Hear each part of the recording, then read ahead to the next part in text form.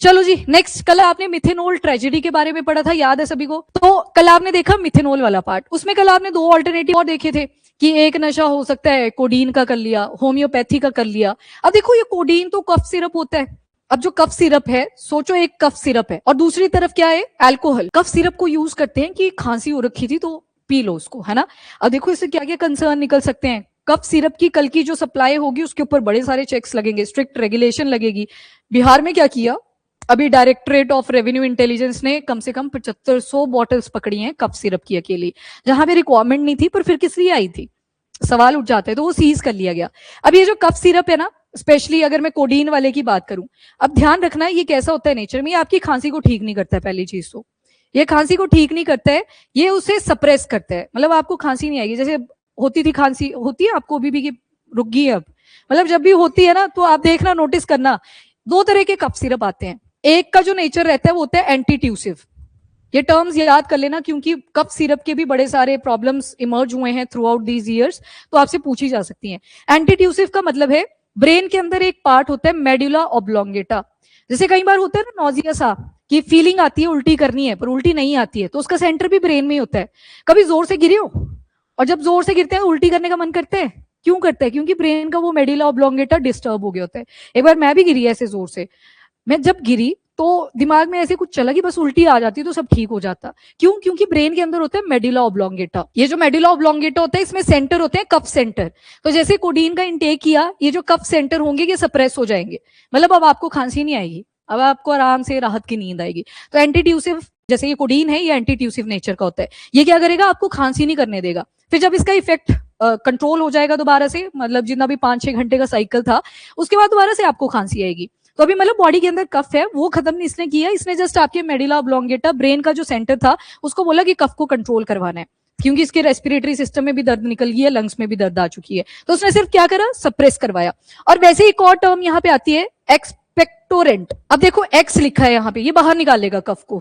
कई बार होता है ना दवाई पी तो कफ बाहर को निकल के आता है, ऐसे गले में खराश होएगी, फिर एकदम से वो बाहर भी निकलेगा, जोर से खांसोगे बाहर को आएगा। तो ये वाली मेडिसिन जो होती हैं कफ सिरप की फॉर्म एक्सपेक्टोरेंट, ये क्या करती हैं, ये कफ को बाहर भी निकालती हैं, तो मतलब एक्चुअल में क्लिनजिंग करती हैं। तो ये जो कोडीन वाली फॉर्म है ये कैसी है नेचर में, एंटीट्यूसिव। अब यही इसको कहीं ना कहीं अल्कोहल का जो वॉइड क्रिएट हो रखा है, गैप क्रिएट हो रखा है, उसके लिए ऑल्टरनेटिव बनाता है। कैसे? तो जैसे अल्कोहल के बारे में कल डिटेल में हमने देखा कि अल्कोहल के अंदर क्या था, इथेनॉल था, और इथेनॉल लीवर में ही गया था और यहाँ पे कन्वर्ट हुआ था इनटू एसिटल्डिहाइड, और ये एसिटल्डिहाइड एसिटिक एसिड में ये लेस टॉक्सिक था। फिर आपने मिथेनॉल का मैकेनिज्म देखा, वो फॉर्मेल्डिहाइड देन फॉर्मिक एसिड, और फॉर्मिक एसिड ज्यादा टॉक्सिक था। पर आज आपको ये कंपेयर करना है विद कोडीन। अब कोडीन का भी सेम ही प्रोसीजर रहेगा, पर याद रखना ये जो कोडीन है ना, ये ओपियोइड होता है। ओपियोइड मतलब वो जो ओपियम, सुना होगा आपने, सभी ने सुना है ओपीएम के बारे में। पिंक कलर के फ्लावर, आगे पिक्चर लगी होगी, एकदम से देखोगे तो पता लग जाएगा। इससे मॉर्फिन हो गया, देन आपके कुछ ड्राई फॉर्म्स भी आती हैं, वीड भी जिसको आप बोलते हो, ये सारी चीजें बनाई जाती हैं। एंड हेरोइन तो सुना ही होगा, और नहीं सुना कुछ तो हेरोइन सभी ने सुना होता है। तो ये ओपीएम से ही बनने शुरू होते हैं। तो वैसे ही एक एक्सट्रैक्ट निकल के आता है कोडीन। तो कोडीन जो क्या है, एक तरह का ओपियोइड है। पर अगर बात करें अल्कोहल की और दूसरी तरफ कोडीन की, ये दोनों ही कैसे हैं नेचर में, डिप्रेसेंट। वैसे जो अल्कोहल होता है ना, अगर एक ही ग्लास चढ़ाया है तो ये स्टिमुलेटिंग की तरह एक्ट करता है। जैसे शादियों में देखा होगा आपने, एक दो अंकल थोड़ा थोड़ा पीते हैं, जब तक तो ठीक ठाक डांस कर रहे होते हैं, फिर उसके बाद नीचे को ही गिर रहे होते हैं। वो क्यों? क्योंकि उसके बाद जो सेंट्रल नर्वस सिस्टम है वो डिप्रेस होना शुरू हो जाता है, फिर नहीं पता लगता। फिर उनकी जो वाइफ होती है वो भी देख ही रही होती है, बस इसने बेइज्जती करवानी थी, क्या दिन था वो कि मैंने इसके साथ शादी कर ली, ये वाली बातें चलेंगी। आप आमतौर पर शादियों में यही सुनते हो। फिर वो ऐसे इग्नोर करेगी उसको, मरने दे, इधर ही पड़ा रहेगा, ठीक है। तो मतलब एक्चुअल में जो अल्कोहल है वो डिप्रेसेंट है, पर शुरू में ही थोड़ा सा स्टिमुलेटिंग इफेक्ट देता है, पर जब ज्यादा इसको कंज्यूम कर लिया जाता है it is depressant in nature. Same codeine है, सेम अल्कोहल है, दोनों ही कैसे नेचर के एक्ट होते हैं, डिप्रेसेंट। ठीक है, ये डिप्रेसेंट होते हैं। मतलब ये क्या करेंगे, हमारा जो सेंट्रल नर्वस सिस्टम है CNS, जिसमें दो पार्ट्स आते हैं, वन इज ब्रेन एंड दूसरा स्पाइनल कॉर्ड। स्पाइनल, ये रीढ़ की हड्डी होती है ना अंदर, तो उसमें एक छोटी सी पाइप लगी होती है जो हमारी रीढ़ की हड्डी को स्टेबिलिटी प्रोवाइड करती है, तो इसको ये डिप्रेस कर देता है। अब जब कोडीन की इंटेक करी, ये भी लीवर में जाएगा, लीवर में जब ये जाएगा ये थोड़ा सा कन्वर्ट हो जाता है इनटू मॉर्फिन। अब मॉर्फिन को तो एडिक्शन के लिए यूज करते हैं, और जब इसका ब्रेकडाउन चल रहा था तो थोड़ा सा मॉर्फिन में कन्वर्ट हो रहा था। अब खांसी है नहीं पर फिर भी कोडीन को पिए जा रहे हैं, तो मेडुला ऑब्लोंगेटा भी देखेगा भाई खांसी तो है ही नहीं है, किस लिए पी रहा है पागल, तो वो तो पिए जा रहा है। तो जब पिए जा रहा है ये कन्वर्ट होगा इनटू मॉर्फिन, एंड जो मॉर्फिन होगा ना ये क्या करेगा, ये सेंट्रल नर्वस सिस्टम को डिप्रेस कर देगा। डिप्रेसेंट किस किस को, मतलब ये जो ब्रेन है और दूसरा स्पाइनल कॉर्ड, यहाँ पे कुछ रिसेप्टर लगे होते हैं छोटे छोटे, जो कि आपने याद नहीं करने हैं, उनको बोलते हैं ओपियोइड रिसेप्टर। कि कोई ओपियोइड बॉडी के अंदर आता है तो ये ब्रेन एंड स्पाइनल कॉर्ड के साथ चिपक जाएगा, मतलब हमारे नर्वस सिस्टम के साथ इंटरफेयर करेगा। अब जैसे ये इसके साथ अटैच करेगी तो ये बॉडी को रिलैक्स फीलिंग देगी, मतलब जैसे अल्कोहल के इम्पैक्ट्स आते हैं कि बड़ा रिलैक्स हो जाता है पी के, वही वाला सिचुएशन यहाँ पे बनेगा। यूफोरिया वाली फीलिंग आएगी, बस पूरा हूं मैं, अब तो कुछ नहीं चाहिए, ये मिल गया बस, दैट्स इट। यूफोरिया वाली फीलिंग आएगी। और जो एंजाइटी हो रखी थी वो भी रिड्यूस होगी। जब काम करने लायक ही नहीं बचा तो एंजाइटी किस चीज की, बोलते हैं अगर एंजाइटी हो तो एक्शन लेना होता है, नहीं तो एंजाइटी और ज्यादा बढ़ जाती है। जैसे कई बार सोचते रह गए पढ़ना है पर पढ़ा नहीं तो एंजाइटी और ज्यादा जाएगी, पर अगर थोड़ा भी पढ़ना शुरू कर दिया वो एंजाइटी कंट्रोल में आना शुरू हो जाती है। पर चलो यहाँ पे ये कंजप्शन वालों के केस में कुछ और सिनारियो बन जाता है, इनका मानना है एंजाइटी घट जाती है जब इसको कंज्यूम करा। तो इसी वजह से सेम इंपैक्ट अल्कोहल के केस में आते हैं, रिलैक्स हो जाती है इनका मानना है बॉडी। डिप्रेसेंट है नेचर में तो ब्रेन ब्रून वो जो ओवर थिंकिंग चल रही थी वो वैसे बंद हो जाएगी, जब बचेगा ही नहीं कुछ, डिप्रेस ही कर दिया है जब उसकी कंजप्शन ने। तो अल्कोहल और दूसरी तरफ कोडीन, लगभग इन दोनों का मैकेनिज्म अगर देखें तो डिफरेंट है, पर जो इम्पैक्ट्स आते हैं वो सेम से आते हैं। इसी वजह से कोडीन का जब इनको पता लगा कि इसको भी मिसयूज करा जा सकता है तो उन्होंने ऑल्टरनेटिव बना लिया। और बिहार में भी जैसे बैन कर रखा है अल्कोहल को पेपर्स के ऊपर, पीछे से इलीगल सप्लाई इसमें भी चलती रहती है, तो ये ऑल्टरनेटिव देख रहे थे। और कप सिरप की बोतल और अल्कोहल की बोतल दोनों में प्राइसेस का डिफरेंस है। मैं 100 रुपए वाली की बात नहीं कर रही, यहाँ पे अल्कोहल जो एक्चुअल होता है, एक होता है ना पगुआ, सुना होगा आपने, जैसे देखा है इधर सड़क में फुटपाथ वगैरह पे कहीं सो गए होते हैं, वो क्या करती है एकदम से रिएक्ट करती है, जैसे ड्रिंक किया वो एकदम से डिप्रेसेंट की तरह एक्ट करेगी सीएनएस पे। वो जो पर्सन जहां फुटपाथ पे था, बस यही मेरा बेड है आज तो यहीं पे सो जाता हूँ। फिर जब वो कभी उतरेगी कोई उसका दोस्त आएगा ढूंढता ढूंढता, भाई कहाँ गया वो था जो एक, तो जब जाके पता लगेगा फिर उतरेगी फिर निकल जाएगा वो। तो यहाँ पे आप क्या देख रहे हो, एक चीप सोर्स भी निकल के आया, दैट इज कोडीन। छोटी सी बॉटल है तो उसका मिसयूज यहाँ पे कर लिया गया। नाउ कोडीन की अगर बात करें तो जो नेचुरली अकरिंग ओपियोइड, पैपावर सोमनिफेरम इसका साइंटिफिक नेम रहता है, पर आप ओपियम शब्द याद रख सकते हो, तो इसी की एक फॉर्म है। और जो ओपियम पॉपी होता है इसी में से मॉर्फिन वगैरह को भी एक्सट्रैक्ट करते हैं, फिर मॉर्फिन की और फर्दर प्रोसेसिंग होती है, हेरोइन निकलती है, और हेरोइन को बनाते टाइम ही एक वेस्ट मटेरियल भी निकलता है जिसको स्मैक भी आप बोल देते हो। तो मतलब ये नहीं कि सारे हैं, एक दूसरे के ऊपर ये डिपेंडेंट है, आपने ये थ्योरी नहीं करनी है, इसको आप स्किप कर दो। एंड प्राइमरली इसको कफ सप्रेसेंट की तरह यूज करा जाता है, किसको, कोडीन को। और इसी को क्या बोला आपको मैंने, एंटीट्यूसिव, ये टर्म तो याद ही कर लेनी है, इसी को एंटीट्यूसिव बोलते हैं कि कफ को सप्रेस ही कर दिया। और ये कफ सिरप जो होते हैं ये ज्यादातर प्रेस्क्रिप्शन में आप देखते हो 12 साल के नीचे के बच्चों को ये नहीं दिया जाता, क्योंकि कई बार रेस्पिरेशन, जो हमारा रेस्पिरेटरी सिस्टम रहता है वो इंपैक्ट कर जाता है। बच्चों के केस में भी इम्यूनिटी भी उतनी डेवलप नहीं होती, तो सोचो कोडीन जब थोड़ा थोड़ा और ओपियोइड्स में कन्वर्ट करेगा तो ये बच्चों के हेल्थ के ऊपर काफी नेगेटिव इश्यूज डाल सकता है। पर 12 से ऊपर की उम्र तो थोड़ी बॉडी डेवलप होगी है तो उसके बाद ये रिकमेंड कर दी जाती है। कोल्ड ड्रिफ्ट कप सिरप, ये लास्ट ईयर एक इवेंट आप सुनते हो इतना डेंजरस हुआ, बच्चों को कोल्ड ड्रिफ्ट कप सिरप दे दिया गया, बच्चों की डेथ होगी उसकी वजह से। पहले ही कप सिरप को मना किया जाता है, चाहे जितनी मर्जी खांसी हो जाए, बोलते हैं गर्म पानी वगैरह पिलाओ, थोड़ा शहद डाल के दे दो, पर बच्चे को भी दवाई नहीं देनी होती, तो उनका सिस्टम उतना स्ट्रांग नहीं होता। एंड इस कोडीन कप सिरप का यूज क्या है मेन, तो एक तो ये ब्रेन के कप सेंटर को सप्रेस करते हैं, और वो भी कहाँ पे, मेडुला ऑब्लोंगेटा में। ये थोड़ा सा डिटेल में बता दिया मैंने आपको, क्या पता स्टेट वगैरह में कभी पूछ ले, पर ये एक स्टेप हमने आगे देख लिया कि कौन से सेंटर। इसके बाद रेस्पिरेटरी इन्फेक्शन को ट्रीट करने के लिए, देन क्रोनिक ब्रोंकाइटिस, ये देखो ये विंड पाइप होती है ना, यहाँ से आगे 2 पाइप्स और निकलती हैं, इनको ब्रोंकाई बोलते हैं। तो इसमें कभी इन्फ्लामेशन हो जाए, इरिटेशन हो जाए, तो उसी को क्या बोलते हैं, ब्रोंकाइटिस। और इसके बाद ड्राई कफ वगैरह बहुत लंबे अरसे से रहते हैं, तो उस केस में कोडीन वाला जो कफ सिरप है उसको मेंशन कर दिया जाता है। तो ये फर्स्ट लाइन ट्रीटमेंट नहीं माना जाता for the common cold. Recommended doses कितनी है, तो 4 से 6 घंटे के बीच में 10 से 20 mg दी जा सकती है। जैसे मैंने बोला कि खांसी रुकेगी, फिर कुछ घंटे तक वो इम्पैक्ट शो करेगा, उसके बाद दोबारा से कंज्यूम करना पड़ेगा। एंड मैक्सिमम डेली डोज, बहुत ही बुरी हालत है तब जाके ये 120 mg तक पहुंचता है। और जनरली इसको बच्चे जिनकी उम्र 12 साल से नीचे की रहती है उनको ये नहीं दिया जाता, क्योंकि रेस्पिरेटरी कॉम्प्लिकेशन हो सकते हैं। साइड इफेक्ट ड्राउसीनेस रहेगा, कॉन्स्टिपेशन हो सकती है, कब्ज जिसको आप बोलते हो, नोजिया, फील टू वॉमिट, पर वॉमिटिंग नहीं आ रही होती है, सिर्फ फीलिंग आ रही होती है कि उल्टी करनी है, डिजीनेस रहेगी, चक्कर वक्कर थोड़ी वैसी फीलिंग रहती है। मिसयूज के रिस्क ठीक ठाक है, क्योंकि एक तो ये रेस्पिरेटरी डिप्रेशन जब कॉज करता है तो इसकी वजह से कई बार होता क्या है कि जो सांस है हमारी, ये भी स्लो डाउन कर जाती है। तो ये तो लॉन्ग टर्म इम्पैक्ट्स आगे।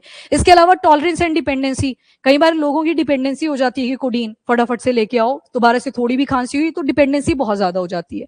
एंड विड्रॉल सिम्टम क्या निकल के आते हैं, जब छोड़ने की ट्राई आती है, ये उन लोगों की बात हो रही है जिन्होंने मिसयूज करा है, तो एकदम से एंजाइटी होगी कि फटाफट से दे दो। जैसे आपने सुना होगा जो नशा वगैरह करते हैं, तब जब डी एडिक्शन सेंटर में इनको लेके जाते हैं तो इनकी डोज पहले रिड्यूस करी जाती है। ऐसे कभी भी नहीं होता कि एकदम से ही आप बंद ही कर दोगे देना, तब तो डेथ भी हो सकती है, इतनी ज्यादा डी एडिक्शन के चांसेस यहाँ पे बनते हैं। तो एंजाइटी, गर्मी पड़ेगी, इरिटेशन उसको होगी, कई लोग चिल्लाते भी हैं बहुत बुरा जब ये डी एडिक्शन वाला काम चलता है। हाँ, तो ये सारे विड्रॉल सिम्टम्स हैं। लॉन्ग टर्म इम्पैक्ट देखें तो ऑब्वियसली बात है, हमारे ऑर्गन्स वगैरह को ये खत्म करते हैं, liver damage, kidney damage, mental health problem, psychiatric disorders भी आते हैं। फिर रस्सियां भी सांप की तरह दिखती हैं, वो वाली सिचुएशंस भी बननी शुरू होती हैं। तो साइकेट्रिक जो कहीं ना कहीं इम्पैक्ट्स है वो भी देखे जाते हैं। अब अल्कोहल तो प्रोहिबिट कर दिया बिहार में, पर इसकी वजह से हुआ क्या, जब और ऑल्टरनेटिव्स निकल के आए तो उन ऑल्टरनेटिव्स की एक दिक्कत आई कि जो हमारे पुलिस, हॉस्पिटल्स और डी एडिक्शन सेंटर है, इनके ऊपर बर्डन और ज्यादा बढ़ जाता है। तो ये प्रॉब्लम्स थी। ठीक है, नेक्स्ट अल्कोहल का सब्सटीट्यूट क्या निकल के आया, codeine cough syrup in Bihar. और बाकी रीजन क्या है राइजिंग यूज का, तो देखो अफोर्डेबल है, पर बॉटल यहाँ पे 100 से 200 रुपए की पड़ जा रही थी। एंड सिडेटिव है नेचर में, यानी कि सिडेटिव का मतलब होता है स्लीप इंड्यूसिंग, नींद आपको कॉज करेगा। इंटॉक्सिकेटिंग इफेक्ट इसके रहेंगे ही रहेंगे, वो हर चीज के हैं। और इजीली अवेलेबल है ये ब्लैक मार्केट में, फार्मेसीज जहां पे इनएडिक्वेट ओवरसाइट रहती है, जिनके ऊपर चेक नहीं रखा जाता, वहां पे बिक जाती है। जैसे एक दिन नीडल्स का एग्जांपल लिया था हमने, नीडल आप जाओगे ना फार्मास्यूटिकल शॉप पे, अगर तो वो आपका नोन होगा तो भी वो थोड़ा कन्विंस आपको करना पड़ेगा कि नीडल चाहिए, क्योंकि नीडल का यूज तो हेरोइन की कंजप्शन के लिए भी लोग यूज करते हैं, वो नहीं देगा। तो अगले दिन फिर से जाओगे ना, आपकी उस पता नहीं किस पर्पज से अगर नीडल चाहिए थी आपको, एबीसीडी कोई भी रीजन हो सकता है, अगले दिन बोलेगा यार देख दोस्ती अपनी जगह पे है पर नीडल नहीं दे सकते। क्यों नहीं दे सकते, क्योंकि चेक किया उनके ऊपर पूरा कि जितनी नीडल्स आई थी किन टाइप के पेशेंट्स को आपने ये प्रोवाइड करी, क्योंकि डायबिटिक पेशेंट्स भी आते हैं, उनको तो देनी पड़ेंगी, पर वो प्रेस्क्रिप्शन बेस्ड रहेगा, तो उनके पास रिकॉर्ड होना चाहिए। तो अगर बार बार कोई आ रहा है तो वो डाउट करेगा कि ये पता नहीं क्या ही कंज्यूम कर रहा है, इसको क्यों इंजेक्शन की जरूरत पड़ रही है। एक बार ही तो दे दिए चलो दोस्ती के नाम पे, पर उसके बाद नहीं दिए जाते, तो मतलब उन फार्मेसिस्ट के ऊपर पूरी ओवरसाइट होती है, इसी वजह से वो नहीं देते हैं। और बाकी जो फॉर्मर अल्कोहल यूजर्स होते हैं, ये कोडीन कफ सिरप की तरफ शिफ्ट कर जाते हैं। और अदर सब्सटेंसेस और भी हैं जो इन एडिक्शंस के लिए यूज करे जा रहे हैं, कैनाबिस आ गई, भांग, देन उसके बाद हेरोइन आ गई, ये महंगी भी पड़ेगी। वो मूवी देखिए एक आलिया भट्ट की आई थी, हाँ, अब जैसे उसको वो मिलता है हेरोइन का पूरा पैक, तो वो नशे वाले लड़के थे 2-3 उसको मिलते हैं, बोलते तेरे को कहाँ से मिला, वो डरे ऐसे कि मैं नहीं देती इनको, पर उसको ये पता लग गया कुछ इंपॉर्टेंट चीज है, पर उन्होंने बड़े सस्ते में बेच दी। उन्होंने बोला 3,000 रुपए, आलिया भट्ट ने बोला उस मूवी में कि 3,000 रुपए। वो लड़के खुश हो गए, 3,000, इधर इतनी सी पाउडर की फॉर्म जो थी वो 3,000 की आ रही थी, पूरा ही डब्बा 3,000 में दे, तू ला 3,000 पकड़ और जा। तो मतलब इंपॉर्टेंस देख रहे हो, जितना ज्यादा प्रोसेसिंग होता है उतनी ये जो प्रोडक्ट्स होती हैं वो महंगी होती हैं, और बर्डन किसके ऊपर आता है, फैमिली के ऊपर। फिर फैमिली से वो पैसा मांगना शुरू करेंगे, पैसा नहीं मिलेगा चोरी करना शुरू करेंगे। तो देखो एक ड्रग थी जिसने सारी सोसाइटी को डिस्टर्ब करके रख दिया। तो ये ऑल्टरनेटिव्स हैं जो आज के टाइम पे आप मिसयूज सुनते ही सुनते हो। सीजर बड़े सारे कोडीन कप सिरप्स का भी करा गया, और 2016 में देखोगे 30,000 से कम कर बॉटल्स थी, और अभी तक अब 24 तक आते आते आप डेटा देखोगे तो लगभग 1.17 लाख बॉटल्स ये सीज कर ली गई हैं जो गवर्नमेंट ऑफिशियल्स हैं उनके थ्रू। तो मतलब इसका मिसयूज जो है वो बढ़ता जा रहा है। इसके अलावा और भी सीजर्स करे गए हैं नार्कोटिक ड्रग्स के, जैसे कि एक डोडा होता है, ये डोडा ड्राइड हस्क से ही निकाला जाता है, वो जो आउटर कवरिंग होती है ना सिर्फ वो आती है इसमें, सूखे वाली फॉर्म रहती है, ओपियम प्लांट की ही। और एक स्मैक आता है, मॉर्फिन वगैरह को भी जब प्रोसेस करा जाता है तो ये स्मैक वगैरह भी प्रोड्यूस होता है। तो इनके जो अब्यूज हैं ये इंक्रीज करते ही जा रहे हैं।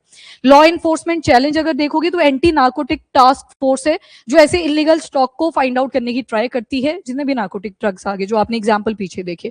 और बिहार पुलिस अभी इस टाइम पे बहुत ज्यादा प्रेशर फेस कर रही है किन चीजों को लेके, एक तो इलीगल लिकर की प्रॉब्लम आ रखी है, और ऊपर से अब ये कोडीन जो कफ सिरप है इसकी भी ट्रैफिकिंग हुए जा रही है, तो इनके ऊपर ठीक ठाक बर्डन पड़ा है। ऐसे ना हो ये अल्कोहल ही अलाउ करते हैं कि रहने दो भाई ये बंद करो, तुम अल्कोहल ही अलाउ कर देते हैं तुम्हें, मतलब ठेके दोबारा से वैसे ही ओपन हो जाएंगे।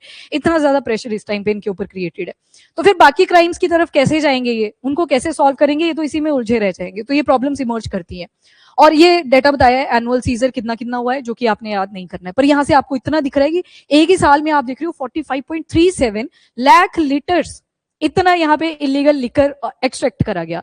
अच्छा यहीं से एक फैक्ट याद रख लेना, दैट इज मिथेनॉल को वुड अल्कोहल भी बोला जाता है, हाँ ये भी याद रख लेना। Would, alcohol. ठीक है, बाकी लीगल स्टेटस देखोगे तो जो रेगुलेशन होती है इन सारी चीजों की वो बिहार के प्रोहिबिशन एंड एक्साइज एक्ट 2016 में होती है। एक्साइज एक्ट आप हर स्टेट के कॉन्टेक्स्ट में सुनते हो। एक्साइज में आप प्रोडक्शन, पोजेशन, सेल, ट्रांसपोर्टेशन, इन सारी चीजों का, वो अल्कोहल हो सकता है, कोई भी ऐसी ड्रग रिलेटेड चीजें हैं वो हो सकती है, उनके ऊपर कंट्रोल रखा जाता है। कोडीन सिरप्स को भी इंटॉक्सिकेंट क्लासिफाई यहाँ पे करा गया है। सेल और पोजेशन के लिए आपको परमिट लेना पड़ेगा, आपके पास लाइसेंस होना चाहिए, तभी आप इसकी सेल कर सकते हो, पोजेशन कर सकते हो। अगर ऐसा नहीं करा तो पेनल्टी भी है, फाइन लगेगा, जो आपकी आइटम्स होंगी उनको कन्फिस्केट कर लिया जाएगा, इंप्रिजनमेंट भी होगी, जेल भी इसमें दी जा सकती है। तो ये सारे की कंसर्न निकल के आते हैं।